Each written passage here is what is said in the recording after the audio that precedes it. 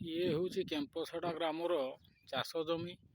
ଏଥର ଧାନ ଚାଷ ତ ବହୁତ ଭଲ ହେଇଥିଲା, କିନ୍ତୁ ଧାନ ପାଚିବା ସମୟରେ ଭାଇମାନେ ଦେଖନ୍ତୁ କେମିତି ଗୋଟେ ଚକଡ଼ା ରୋଗ ଆସିଲା, ଯେଉଁଟାକି ପୁରା ବିଲକୁ ଏକଦମ ନଷ୍ଟ କରିଦେଉଛି ଏବଂ ତା ପାଖରେ ଥିବା ଯେତିକି ବିଲ ସେଗୁଡ଼ାକୁ ମଧ୍ୟ ପୁରା ସେ ଖାଇଗଲାଣି।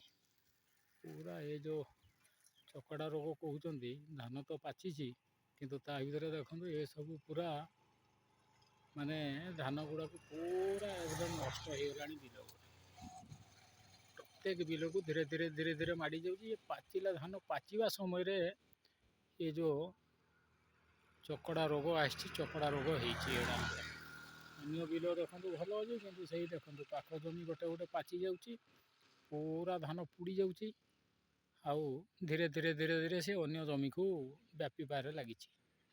ତାର କ'ଣ ପ୍ରତିକାର ବ୍ୟବସ୍ଥା ହେଇପାରିବ, କେହି ଯଦି ଜାଣିଛନ୍ତି ଭାଇମାନେ ନିହାତି କମେଣ୍ଟ ସେକ୍ସନରେ ତାକୁ ଜଣେଇବେ। ଏବଂ ଆମେ ତ ଏଗ୍ରିକଲଚର ଅଫିସର ସହିତ କଣ୍ଟାକ୍ଟ କରିଛୁ, ସେ ମଧ୍ୟ ଆସିବେ ଏବଂ ଏ ବାବଦରେ କ'ଣ କିଛି ତାର ପ୍ରତିକାର ହେଇପାରିବ ସେ କହିଛନ୍ତି।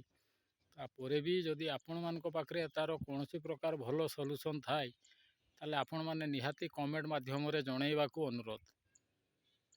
ଇଏ ଦେଖନ୍ତୁ ସବୁ ମାନେ କେମିତି ପୋଡ଼ି ଯାଇଛି ଧାନ ମଝିରେ। ଧାନ ଫସଲ ତ ଭଲ ହେଇଛି, କିନ୍ତୁ ମଝିରେ ଗୋଟେ ଗୋଟେ ପୁରା ମାନେ ଏକର ଜମି ନଷ୍ଟ ହେଇଯାଇଛି। ଯେଉଁଗୁଡ଼ା ହେଇଛି ଭଲ ହେଇଛି, ପାଖ ଜମି ସେ ଚକଡ଼ା ରୋଗ ଧରିଛି, ତାପରେ ଧୀରେ ଧୀରେ ସେ ପୁରା ବ୍ୟାପିବାରେ ଲାଗିଛି। ଏ ଦେଖନ୍ତୁ ପୁରା ବିଲର ଅଧା ଜମି, ପୁରା ଭିତର ଜମି ଗୁଡ଼ା ପୁରା ଏକଦମ ପୋଡ଼ି, ନିଆଁ ଲାଗିଗଲେ ଯେମିତି ପୋଡ଼ିଯାଏ ସେଇ ଟାଇପ୍ର ପୁରା ହେଇଯାଏ ଏଗୁଡ଼ା ଏ ଜମି।